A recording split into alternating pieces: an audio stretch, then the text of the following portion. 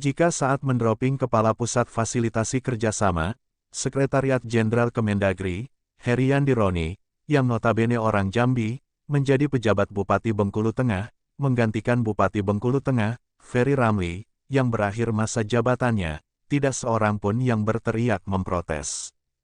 Namun, pasca menentukan Sekdakot Bengkulu, Arief Gunadi, sebagai pejabat Wali Kota Bengkulu, menggantikan Wali Kota Bengkulu, Helmi Hasan, yang berakhir masa jabatan, 24 September 2023, arogansi kekuasaan versi Menteri Dalam Negeri, Tito Karnavian, mendapat perlawanan kelompok masyarakat, yang tergabung dalam RBB, atau Rakyat Bengkulu Bergerak. Selain memasang banyak spanduk, diantaranya bertuliskan, Mendagri bertangan besi, di berbagai tempat strategis, termasuk di sekitaran Gedung Balai Raya Semarak, tempat Arief Gunadi, dilantik Gubernur Bengkulu, Rohidin Mersyah, sebagai pejabat Wali Kota Bengkulu. RBB, yang merupakan gabungan berbagai elemen masyarakat, Senin, 25 September 2023, juga melakukan aksi demonstrasi damai, di depan kantor Gubernur Bengkulu, Jalan Pembangunan Nomor 1, Padang Harapan, Bengkulu. Hakikat demokrasi adalah kedaulatan atas partisipasi rakyat, penegakan supremasi hukum, akses atas keadilan dan jaminan atas kesejahteraan rakyat. Demokrasi menghendaki penyelenggaraan negara yang memiliki karakter paripurna sebagai ciri demokrasi, sehingga kepercayaan publik dapat terwujud.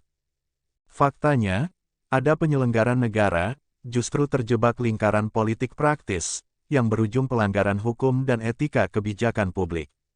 Penyelenggara negara tersebut adalah Menteri Dalam Negeri, yang telah mendegradasi kepercayaan rakyat Bengkulu, dengan semena-mena, menunjuk pejabat Wali Kota Bengkulu, teriak orator, dengan suara lantang, pada aksi demonstrasi damai, yang terlihat dijaga ketat aparat kepolisian. Terpisah, diwartakan KBRN Bengkulu, edisi 23 September 2023, juru bicara fraksi PKB, atau Partai Kebangkitan Bangsa, DPRD Kota Bengkulu, Jaya Marta, tegas mengatakan, baik DPRD Kota Bengkulu, maupun Gubernur Bengkulu, tidak mengusulkan Sekdakot Bengkulu, Arief Gunadi, sebagai pejabat Wali Kota Bengkulu. 3 nama yang diusulkan oleh DPRD Kota Bengkulu adalah Syafriyandi, Kamarwanto, dan Atisar Sulaiman. Sedangkan oleh Gubernur Bengkulu, Syafriyandi, Atisar Sulaiman, dan Edward Happy. Untuk itu, Jaya Marta mengartikan, Mendagri menunjuk pejabat Wali Kota Bengkulu berdasarkan usulan dia sendiri. Memang tidak menyalahi, mungkin ini lobi tingkat tinggi, tetapi tetap kita sayangkan. Apalagi tersiar kabar, itu berdasarkan usulan Wali Kota. Jika benar adanya, itu yang sangat kita sesalkan, kata Jaya Marta, sebagaimana dikutip KBRN. Sebelumnya, Gubernur Bengkulu, Rohidin Mersyah, seperti diwartakan btvnews.com, edisi Sabtu, 2 September 2023, menyebutkan, calon pejabat Wali Kota Bengkulu, yang diusulkan ke Mendagri, bukan 3 nama tetapi 9 nama, masing-masing dari DPRD Kota Bengkulu, 3 nama, dari Pemprov Bengkulu, 3 nama, dan dari Kemenpan RB 3 nama. 3 nama yang diusulkan Pemprov Bengkulu, disesuaikan dengan 3 nama, yang diusulkan DPRD Kota Bengkulu, kata Gubernur Bengkulu, Rohidin Mersyah, juga seperti dikutip btvnews.com. Ketua Markas Daerah, atau Kamada Laskar Merah Putih Provinsi Bengkulu, Khairuddin MDK, yang juga produser eksekutif Bintang TV, dan pemimpin redaksi media online Agen 07, saat diminta tanggapan, terkait tragedi penetapan pejabat kepala daerah, oleh Mendagri, Tito Karnavian, yang menimbulkan gejolak di masyarakat, mengaku heran, di era reformasi masih ada pejabat negara, yang mempertontonkan arogansi kekuasaan. Pendapat juru bicara fraksi PKB, DPRD Kota Bengkulu, Jaya Marta, bahwa kebijakan Mendagri, Tito Karnavian, menetapkan Sekdakot, Arief Gunadi, yang sama sekali tidak diusulkan DPRD Kota Bengkulu, dan Gubernur Bengkulu, sebagai pejabat Wali Kota Bengkulu, tidak menyalahi, katakanlah benar, kata Khairuddin MDK. Hanya saja, yang juga tidak boleh diabaikan, apalagi sampai tidak dihormati, bahkan terkesan dilecehkan, adalah kebijakan anggota DPRD Kota Bengkulu dan Gubernur Bengkulu sebagai pejabat publik yang dipilih langsung oleh rakyat dalam pesta demokrasi 5 tahunan. Sehingga, setiap kebijakannya, termasuk kebijakan mengusulkan calon pejabat wali kota Bengkulu, selain merupakan aspirasi rakyat, juga semata-mata ditujukan buat kepentingan rakyat, khususnya rakyat kota Bengkulu. Dengan demikian, jika diabaikan, maka dapat diartikan, mengabaikan aspirasi dan kepentingan rakyat Bengkulu, ujarnya. Menjawab pertanyaan, tentang adanya kabar, bahwa ditetapkannya Sekdakot, Arief Gunadi, sebagai pejabat wali kota Bengkulu, berdasarkan usulan wali kota Bengkulu, Helmi Hasan, juga sebagaimana disampaikan juru bicara fraksi PKB, Jaya Marta.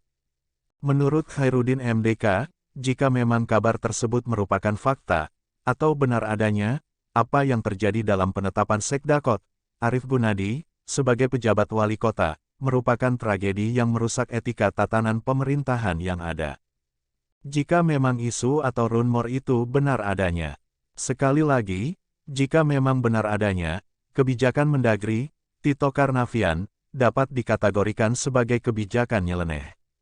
Sebab, baik dalam kapasitas sebagai wali kota, maupun sebagai ketua DPW PAN, atau Partai Amanat Nasional Provinsi Bengkulu, tidak ada kewenangan Helmi Hasan, untuk mengusulkan pejabat wali kota Bengkulu, untuk menggantikan dia, apapun alasannya, jelas Khairuddin MDK. Wartawan senior itu juga, menyesali pernyataan Asisten 1, Pemkot Bengkulu, Eko Agus Rianto, sebagaimana diwartakan media sinardunia.com, edisi 23 September 2023, yang mengaku menyambut bahagia, atas penetapan Sekdakot, Arief Gunadi, sebagai pejabat wali kota, oleh Mendagri, Tito Karnavian. Yang membuat kita gembira, dengan dilantiknya Pak Arief Gunadi, sebagai pejabat wali kota, ada unsur kesinambungan terkait program, yang diinisiasi Pak Wali Kota dan Wakil Wali Kota, bisa dilanjutkan. Yang mungkin belum diselesaikan, harapan dan aspirasi masyarakat kota Bengkulu, mudah-mudahan akan diwujudkan oleh pejabat, ungkap Eko, usai mengikuti rapat persiapan pelantikan pejabat wali kota, di kantor gubernur, Sabtu, 23 September 2023, juga sebagaimana dikutip sinardunia.com. Ironinya, harapan dan aspirasi masyarakat kota Bengkulu, yang disebut Eko Agus Rianto, yang konon kabarnya, masih pamannya wali kota Bengkulu, Helmi Hasan, esok harinya, Senin, 25 September 2023, terbantahkan oleh Gerakan Aksi Demonstrasi Damai RBB, yang menolak pelantikan Arief Gunadi, sebagai pejabat wali kota Bengkulu. Dari Studio Bintang TV Bengkulu, Anugrah Halilintar dan Bintang Arjuna Putra, serta juru kamera Marco Melandri melaporkan.